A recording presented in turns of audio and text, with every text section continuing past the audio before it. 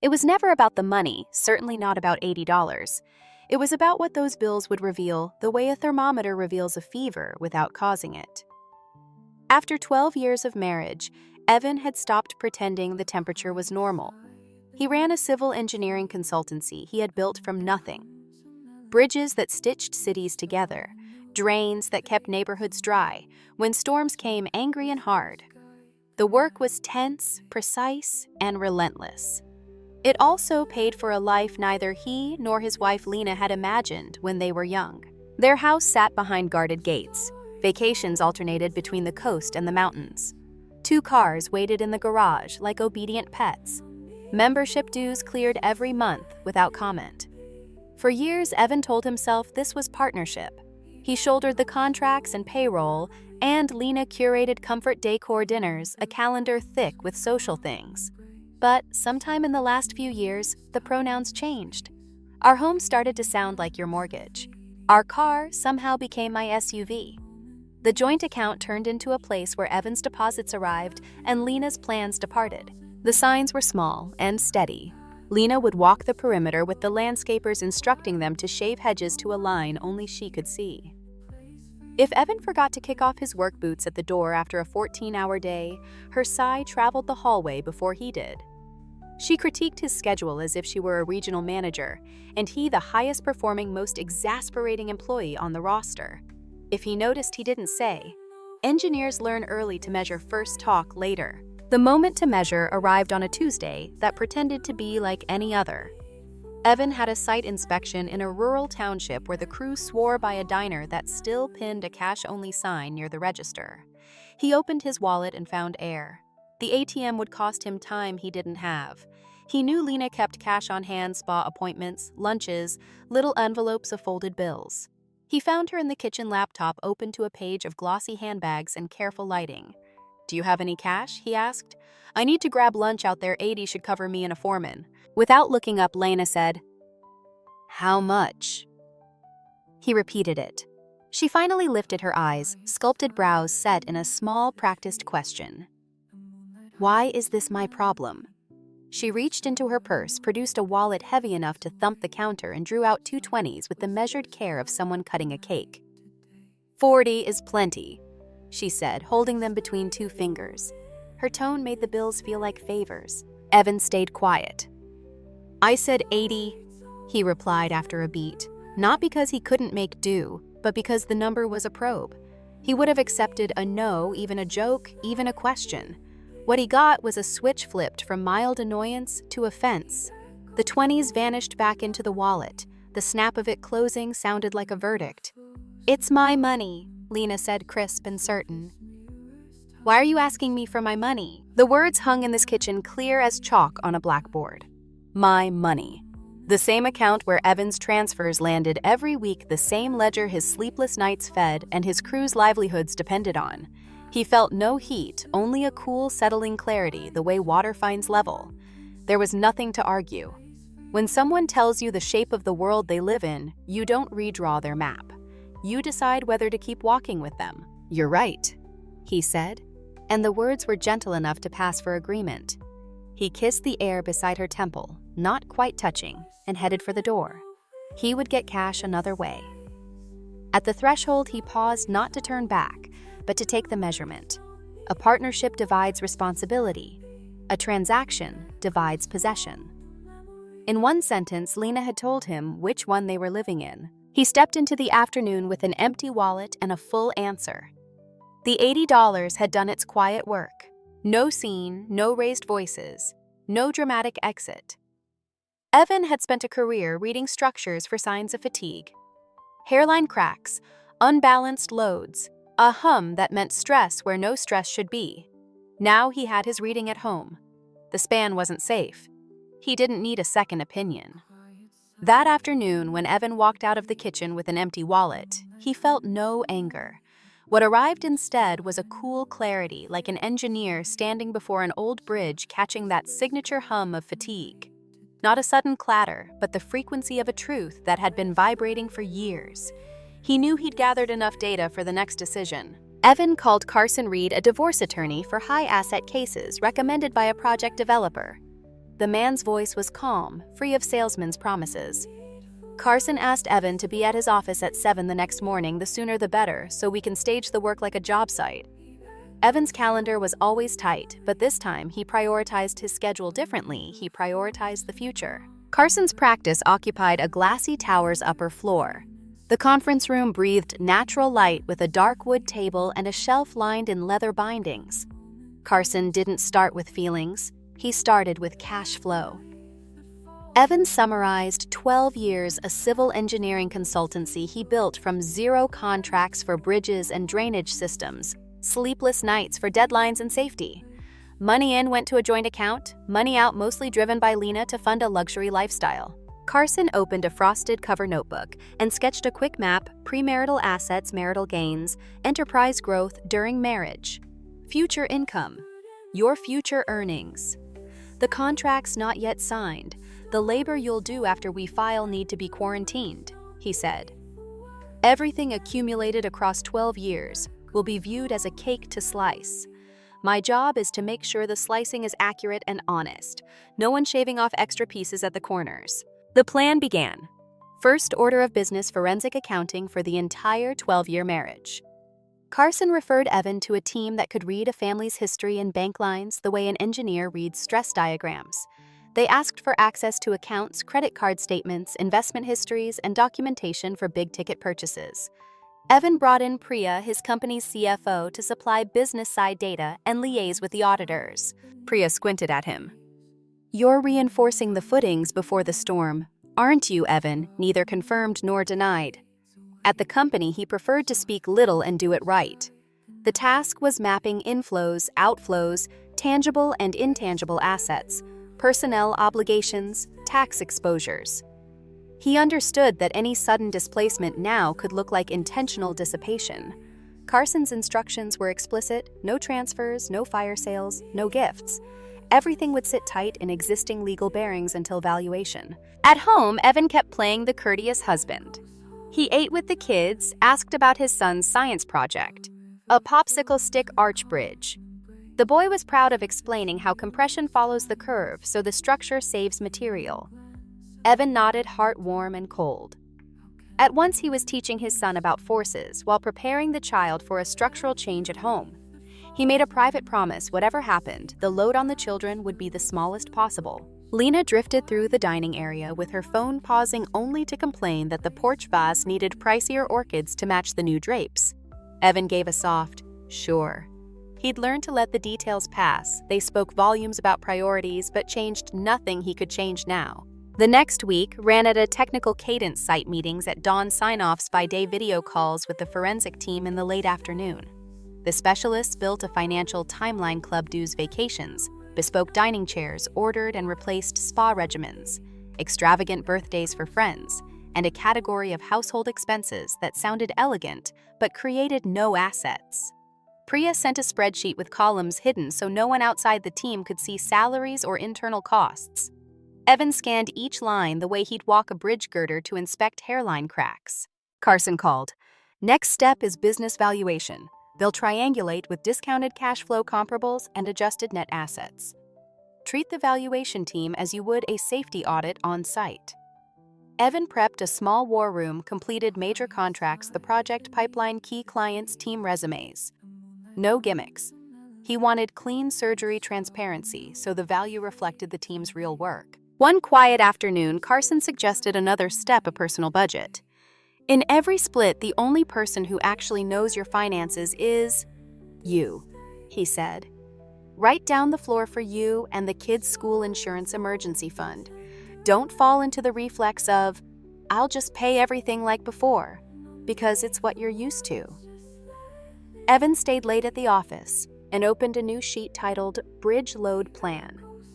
First lines: tuition, health insurance, the children's activities. He placed them into the bridge's main spans. Everything else, including his own wants, went into the side spans. Just seeing it made him breathe easier. The structure was taking shape. Back home, a party invitation sat on the kitchen counter: Lena's 40th silver and white gala at the club. At the top, a Miami DJ's logo. Evan lifted the card. It felt like holding the plans for a decorative edifice, pretty expensive, structurally meaningless. He said nothing. He'd learned that arguing about decor is like arguing paint color when the foundation is already sinking. On Monday, the forensic team sent a preliminary report. A waterfall chart showed quarterly inflows and outflows. The asset creation Slice Investments rental property buys retirement contributions shrunk over time.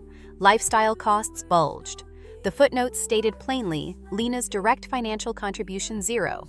All large expenditures were sourced from Evan's origin funds. Carson highlighted a line, "This is the spine. We build the settlement around it." Settlement. Like a bay-spanning bridge, it must be strong, durable, and wind-resistant.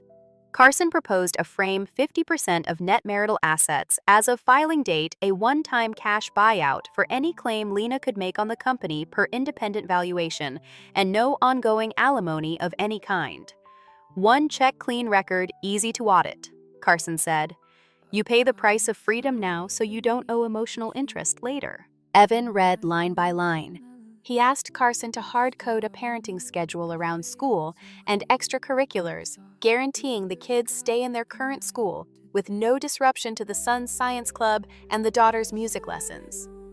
Carson nodded and added a recommendation, a child psychologist, to prepare the wording for when it's time to tell them. "We protect their psychological rebar from corrosion," he quipped, half-joke, fully serious. The weeks that followed, Evan lived in two tempos, the job site rhythm and the legal rhythm. He stopped trying to save small conversations with Lena. When she complained the landscapers didn't cut a straight enough line, he said he'd email them. When she declared the dining set out of fashion, he suggested auctioning it for charity.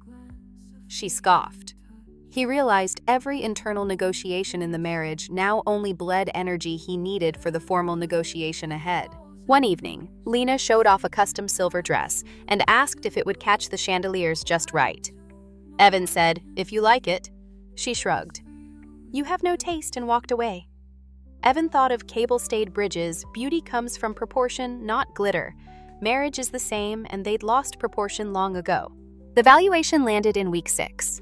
A thick report methodically sectioned gave a defensible range.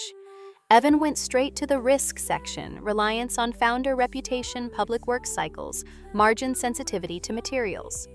All familiar terrain he accepted.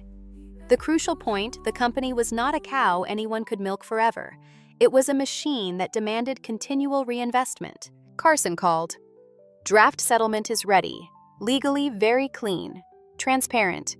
No foggy crevices for later fights. Please review the clause on waiving long-term support." Evan requested one more bolt.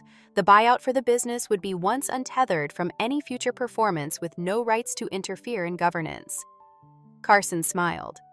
"You really are an engineer, always installing expansion joints so the bridge won't crack when temperatures swing." That night, Evan sat alone in his study.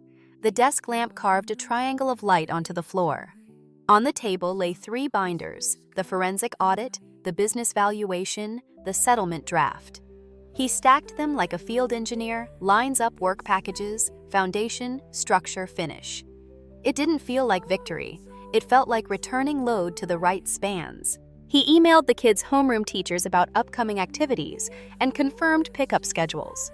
He wanted the joints of their lives to stay still while the rest shifted. He also pinged the family doctor for a referral to a child psychologist familiar with amicable divorces. None of this was to justify his decision. It was to design its aftermath with the least possible damage. In the morning, Carson raised timing. No theatrics. This is a civil transaction, but timing still matters to reduce noise. 2 options at home, in private, or in a public venue that was manageable, minimizing direct conflict. Evan was quiet. He didn't want to humiliate anyone, and he certainly didn't want the kids to see it. He also knew denial was thick with Lena. She would turn any private talk into an endless argument. A preset event with airtight documentation would shrink her room to deny reality. Carson nodded, understanding the unspoken choice. "Until then, change nothing," he added. "Pay bills as normal, speak as normal. Normal is the best stage on which the documents can speak." Evan agreed. On site, before swapping a major girder, no one shakes the structure with extra motions. Cold as the planning was certain, moments tightened his chest. His daughter drew a family of 4 before a Christmas tree filling his wife's dress with silver sparkles. Because mommy likes sparkly, she chirped. Evan smiled and hugged her, counting the steps needed to keep the future picture from tearing therapy holiday schedule's rules about never speaking ill of the other parent around the kids. He logged it in a note titled Rules of Load Sharing. Lena stayed busy. She argued with friends about the club's check-in corner about an ice sculpture of her initials about which sparkling wine best matched a silver-white dress code. Once she turned to Evan and said the dining table was dated and they should order one with polished steel legs. He pictured a steel bridge he had once retrofitted and knew sheen doesn't tell you capacity. As you like, he said, then wrote another neutral line in his notebook. Flamboyance not tied to functional value, because he knew subjective judgments die in court. Objective descriptions stand. By week 8, Carson messaged, "Everything's ready. We just need a date." He asked if there was an upcoming event Lena would certainly attend, ideally somewhere with security routines, professional staff accessible but not chaotic. Evan thought of the invitation on the kitchen counter. He hesitated a few seconds.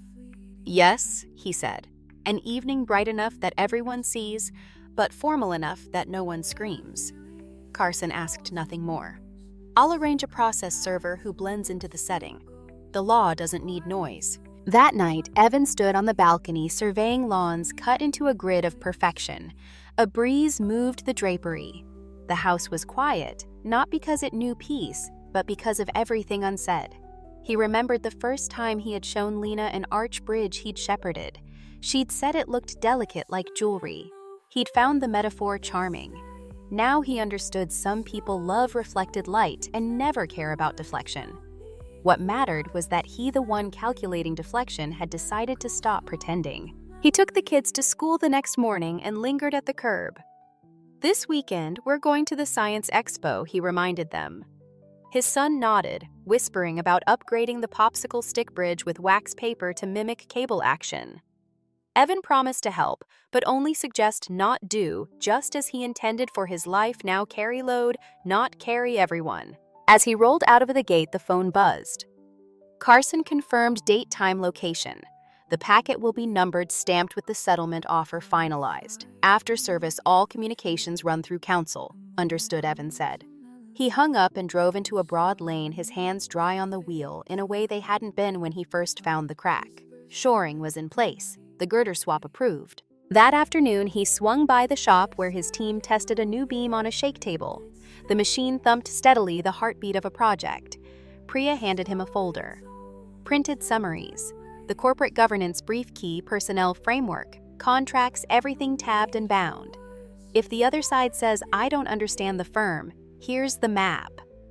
Evan thanked her and told the crew to go home early for the weekend. Priya smiled. "Once the girders replace the bridge, will feel lighter." The penultimate night, Lena tried on shoes in the living room, imagining compliments held close like bracelets. Evan paused in the doorway, then moved on. He felt no hatred, only the cross-section of two worlds that no longer overlapped. He turned off his study lamp, lifted the leather case containing the files, and set it gently in the trunk. Everything in its place like a bolt torqued to spec. Tomorrow the lights would blaze, music would swell, crystal would ring against crystal. At the appointed moment, a courteous man in uniform would walk to Lena and place in her hand a thick cream envelope with numbered pages. No one would need to shout. Paper would speak. From there on, exchanges would move across bridges designed to carry load the language of the law. Evan set his alarm and lay still, listening to the ceiling fan spin. He thought of the kids' weekend bike rides, the popsicle stick bridge waiting for upgrades. He didn't wish for miracles, only stable weather for construction. In the end, he believed in correct structure, careful calculation, appropriate material, proper sequence. Their marriage had been misbuilt for too long. Now it was time for safe demolition and rebuilding what the small lives he loved would need. From somewhere deep, he exhaled. Not relief, more like the thermal relaxation of steel after a day's strain. The bridge would take a new girder. The traffic would flow again. The air, though, dusty with cut metal, would clear. He just needed to show up on time, sign where required, and let the dossier do the talking. After that, he'd take the kids to the expo stand over his son's model and say the sentence, "An honest engineer says, when a structure holds good. Now let's start increasing the test load." Toward evening, the club's grounds felt like a job site, swept for final inspection, immaculate carpet edges straight as pulse lines, chandeliers hovering waiting to flare. Staff moved briskly, trading clipped sentences. Evan stood on the stone steps, looking through trimmed canopies at a lake, mirroring a sky in transition. The air carried cut grass and atomized fragrance. He heard his own breath steady as a compressor. Carson had called at noon for a last check. "My server is inside. You don't have to do anything. At the appointed moment, the papers will arrive where they need to." "Thank you," Evan said. Nothing more to add. When a bridge's cables have been retensioned, the best engineer is the one who stands still and lets the structure work. Lena arrived minutes later in a bright limousine. The door opened and her silver dress poured out like a ribbon of water. Friends swarmed, compliments bursting like confetti. "Gorgeous so Miami, queen of the night." Evan tilted his head in a polite greeting and smiled to the calibrated degree. He took his practiced position exactly between gracious and distant. The grand hall opened like the mouth of a luxurious cavern, white-draped walls, white flowers, chandeliers, dropping beads of light onto cream-clothed rounds. In one corner stood an ice sculpture of Lena's initials, the silver of her dress throwing reflections up its flanks like a stage effect. The five-piece band tested notes, saxophone soft as water's skin. Evan smelled sparkling wine and mint.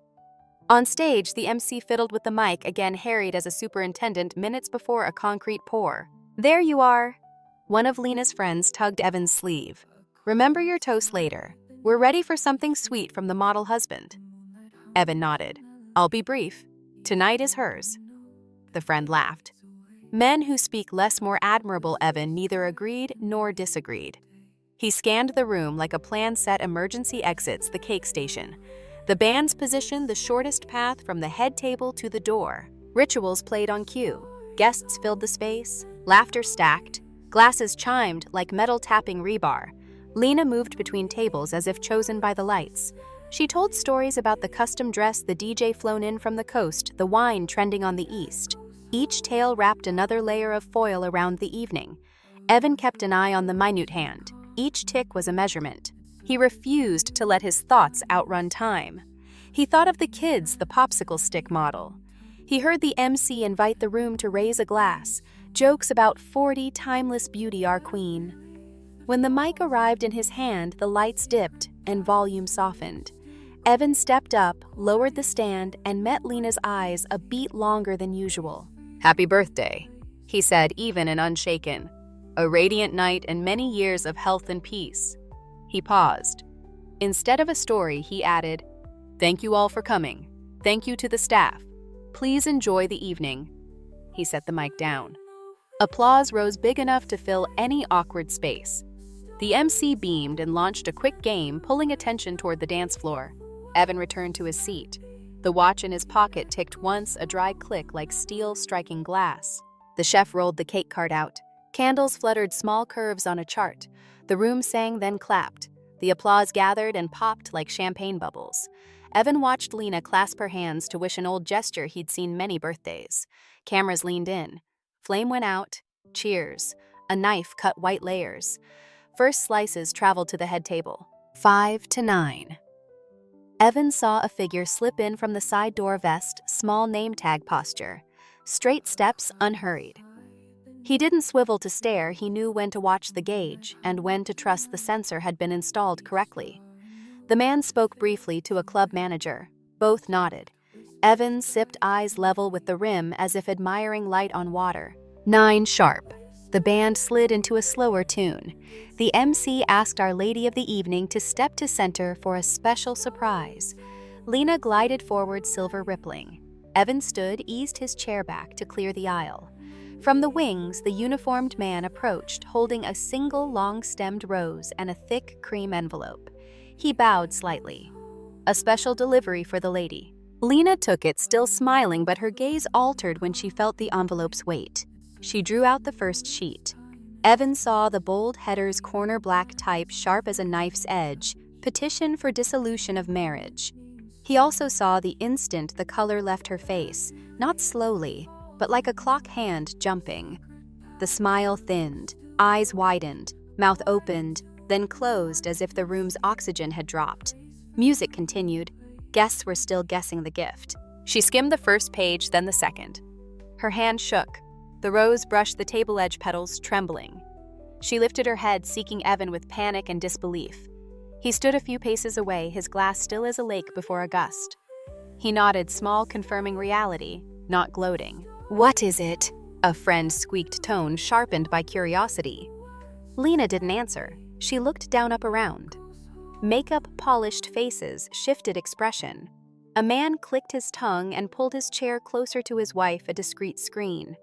The club manager understood within seconds. He signaled the band to swell a notch and pivot to a bright swing, drawing most of the room back to the floor. Evan set his glass down, moved his chair clear of the aisle, and did not approach. There was nothing to say here. The papers had spoken. He recalled Carson's counsel's civil transaction. Do not turn it into a field of emotion. He inclined his head to nearby guests. Please keep enjoying the evening. I'm stepping out for a moment. The words acted like a damper. As he turned away, chairs scraped fabric, hissed on tile, a hushy, "Oh my God, is this real?" floated, and the music covered much of the chaos. In the entry hall, a tall mirror caught him tie straight shoulders, square eyes, clear mouth, unpinched. The engineer inside checked each structural facial reading. Everything remained within elastic limits. A doorman opened to the night. Cool air carried damp grass. Evan took the steps. Amber light pooled on stone. Far behind, music shrank like a convoy crossing a bridge, then receding. At the drive, a chauffeur offered to fetch his car. Evan shook his head. I'll drive. In the cabin, the dash lit its familiar order. He set his hands on the wheel and didn't shift right away. For a few seconds, he sat still and let his nervous system downshift. He thought of accelerometers mounted on girders. When a heavy truck passes, the oscillation rises and then settles flat. Tonight, he had watched that curve pass over a human face and knew that come morning, the oscillations would belong to another system. The road home was broad and quiet. Streetlights came in steady intervals like station marks on a plan. Evan held a constant speed, neither fast nor slow. He turned off the radio to hear the engine like listening for a machine's healthy rhythm. He didn't think of winning or of bringing someone down. Inside the rolling metal box, he thought of rescue, getting 2 children to the far bank safely, teaching them that adults can part without tearing the world in half. At the house, he lit the walkway, loosened his tie, and poured a whiskey. Amber sat calm at the bowl of the glass. He took the study chair and set his watch on the desk. The tick was louder and quiet. On the table lay the numbered packet, sealed copies, and a short to-do list for tomorrow. Call Carson to confirm proof of service. Email the homeroom teacher about pickups. Fix an appointment with the psychologist. He didn't look at the clock when a car stopped at the gate. Then shoes clicked across the entry. The door opened harder than usual. A handbag rasped the handle. Lena strode in with mascara streaks and a crumpled envelope in her fist. Are you insane? Her voice shattered like glass. You humiliated me in front of everyone. Evan didn't jump.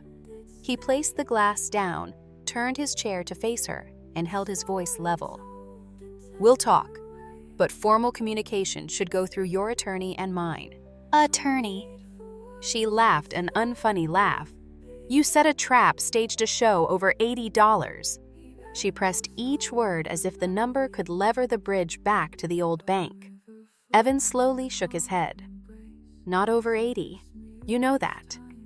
She flung the packet onto the desk. Paper snapped against wood. I'm your wife. You owe me an explanation.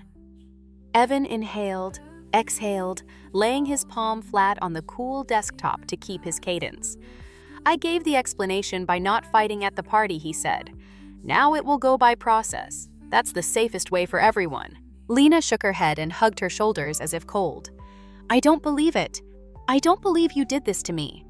Evan wanted to say that trust is a special member unseen, but without it, structures fall faster than calculations predict.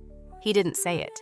Silence in the study felt like the gap purposely left between two beams' room for expansion when temperatures change. She turned at the threshold. "You'll regret this." Evan met her eyes. "I'll take responsibility." The latch clicked. The house fell quiet the way a job site does after the crew goes home. Evan raised the glass, took a small sip, and set it down. He opened his notebook and ticked off tomorrow's tasks. The pen felt sure in his hand, like a wrench turning a bolt to exact torque. Not too much, not too little. On the wall, a family photo from an old vacation, bright sun blue water, all smiles. Evan looked at it as an engineer studies a bridge at opening day, straight, wide, unscarred. Not every crack is a fault. Sometimes time leaves them. The fault is refusing to tighten cables retention or swap a girder when due. Tonight, he'd done the necessary, posted a weight limit, and prepped for construction. Outside, leaves hissed in the breeze. A car dwindled down the street, maybe Lena leaving, maybe a late neighbor. He drew the curtains. The room dimmed just enough. The desk clock ticked the rhythm, bringing him closer to morning, when filings would enter the system, lawyers would call, and everything would run like a newly opened span, posted rules, clear signs, exits planned. He stepped out, paused by the kids' rooms, and listened to their breathing, thin and even as mist. In that small sound, he understood load-bearing again, not infinite strain, but distribution to the right supports. Tomorrow, he would talk to Carson first, confirm the therapy consult, and deliver the kids on time. Tonight, he would sleep. The bridge stood. The temporary load had passed. Deep in his chest, something unnoticeable settled, the soft thud of an old span released from the frame. No fireworks, no cheers, only open space, the necessary volume for building anew. In that space, Evan knew he would pour the right mix tension, the right cables, inspect the joints by the book. By morning, the first key splice would set, and the vehicle called his children's lives would glide across, never feeling that an entire girder system beneath had changed. The morning after the gala, the phone buzzed at 8:00 sharp. Carson kept it brief, proof of service, accepted the petition, filed a temporary hearing date penciled in. His reminder was the same one he'd given for weeks. From here on, speak through counsel only. No side deals, no emotional texting. "Understood," Evan said. It felt like cables after retentioning anchors, set the rest just monitoring and maintenance. By late afternoon, Carson's office received a letter from Lena's side. Her attorney Celeste wrote in frosty prose that her client had made substantial managerial and social contributions to the business. Carson only murmured, then forwarded the forensic accounting binders tabs marked to pages showing Evan's deposits, lifestyle withdrawals. No payroll, no stock, no signature authority.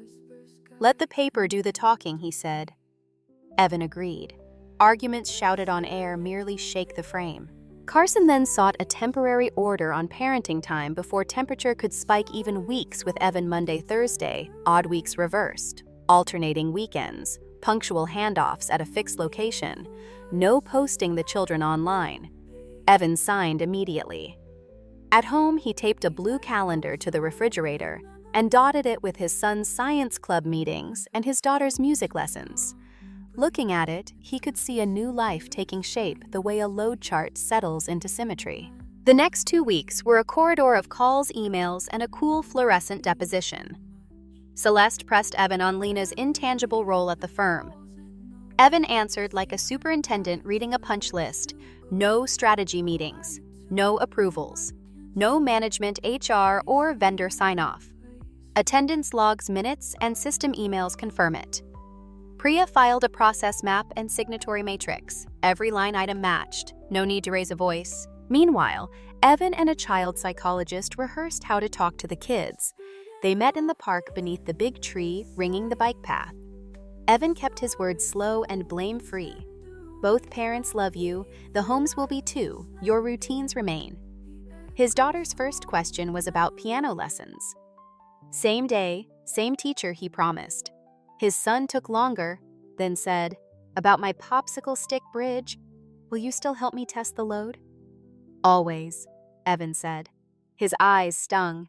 His voice stayed level flat as the water in a test flume. At the first negotiation session, Carson unrolled the settlement like as-built drawings, 50% of net marital assets as of filing. a one-time cash buyout of Lena's claim to business growth under an independent valuation, a full waiver of long-term support. The temporary parenting schedule would convert into a binding plan with a few guardrails. Celeste tried Edge Case's performance hooks into the company, a slice of future contracts. Carson slid statutes and case law across the table. Future earnings are separate. No foothold for a tether. 3 sessions later, the room's temperature eased. The deal closed. Lena took the house a substantial cash payment and a share of joint investments. In exchange, no alimony, no governance rights, no further claims. Evan stepped under the courthouse awning and drew a long breath. It didn't feel like a win. It felt like load release. The main girder replaced the span, quietly true again. The logistics followed with the hum of a good machine.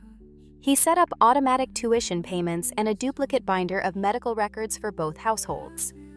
He asked the science teacher about the expo and offered to volunteer at the bridge table.